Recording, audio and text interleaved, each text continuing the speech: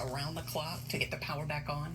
As of this morning, Hillsborough County has over 477,000 people without power. In Pinellas, 466,000 are without power. That's more than 80% of the county with an outage. In Manatee County, 155,000 are without power. That's about 60% of customers. And Sarasota has about 142,000 without power. That's about 50% of the people there. But these numbers will drop. More than 50,000 linemen are working around the clock right now to restore that power. Meantime, Tampa International Airport is back open after closing while Hurricane Milton was a threat. There were hundreds of flight cancellations. Fox 13's Walter Allen is there live for us this morning. Walter, how busy is it? Lauren, Russell, good morning to you. There are 74 cancellations as of right now, but, take a look around. You're looking at holiday numbers. I talked with Tampa International just a few moments ago, and they said they're expecting 84,000 people to be coming in and out of the airport.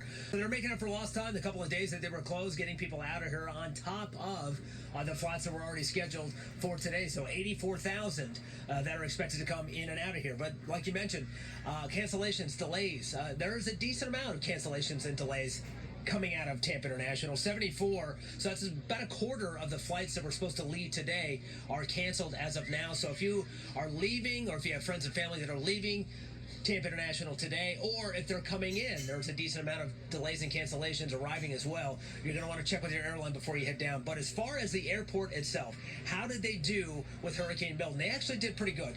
The roadways were clear. They did their damage assessment. The roadways are fine. The garages are in good shape. There's no wastewater issues, and the firefighter station didn't have any damage at all. But the issues that they are dealing with, just some little things. No major damage. Obviously, they wouldn't be able to open if there was, but no major damage.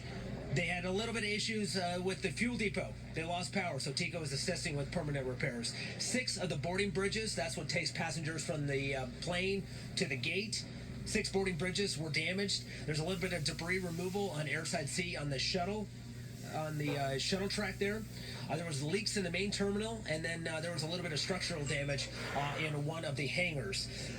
Tampa International, that opened earlier this morning, so 8 o'clock this morning is when they resumed normal operations. But there are a couple of airports in our area that are not operating as of right now. Sarasota, they are not operating, and St. Pete Clearwater International Airport, they are also closed as well. Lakeland Linder, they are open. Orlando, they are open. They opened earlier this morning, and they have 122 cancellations and 22 delays. That number may jump out at the page at you, but just shows how much volume that they have over there. It's only about 22% of their total flights that are leaving Orlando. But again, 122 cancellations. I think there was a little bit of criticism, or at least questions, of the airport. Why did they close so early Tuesday morning at 9 o'clock in the morning? Obviously, they have a lot to button down here at the airport. But one of the things that they mentioned off camera to me was that, staffing. They have a lot of staff. I think they said 10,000 staff members here at the airport, whether it be the airlines or actually at the airport. And those folks they were in evacuation zone. We had a major evacuation, much like we did with Irma.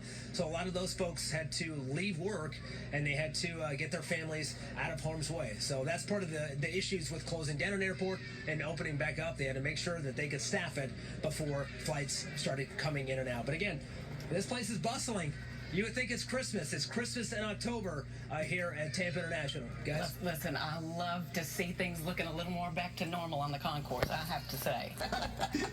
The future of Tropicana Field is still up in the air this morning. We showed you these stunning images yesterday of the fabric stadium roof completely shredded by the howling winds. So ironically, the Rays already have plans for a new stadium. You know that, but it's still 4 years away. So what are they going to do in the meantime? The Rays say it could take weeks just to assess all the damage, and they still have another 5 months before the Rays kick off their next season. So if the Rays cannot play at the Trop, where do they go? One option would be the spring training parks in our area, possibly the Blue Jays facility in Dunedin. Remember, Toronto started their season playing in Dunedin following the pandemic. The Rays also have their own spring training facility down in Port Charlotte, which was not damaged in the storm. Another option could be playing at Disney's Wide World of Sports. The Rays have played there, most recently in 2008. Some other options for the Rays, the nearby Al Lang Stadium, or even the Hard Rock Stadium down in South Florida, although Rays fans probably don't want to make that long of a drive. And we're still waiting on a damage assessment from Raymond James Stadium. Some videos were circulating on social media showing the entire field flooded Wednesday night. It appears the stadium and the Bucs facilities were mostly unharmed. The field won't be used soon, anytime soon. Tonight's planned USF game was moved to Orlando's Camping World Stadium tomorrow. And the Bucs are playing at New Orleans. The team left Louisiana before the storm. As for the Tampa Bay Lightning, tomorrow's game against the Carolina Hurricanes has been postponed. The team made the announcement Thursday saying the Tampa Bay region needed to recover from the effects of Hurricane Milton. For refunds, single-game ticket holders should contact their original point of purchase, and a makeup date will be announced at a later time. So, how Florida is this? We've just gone through a weather week, and Publix is open.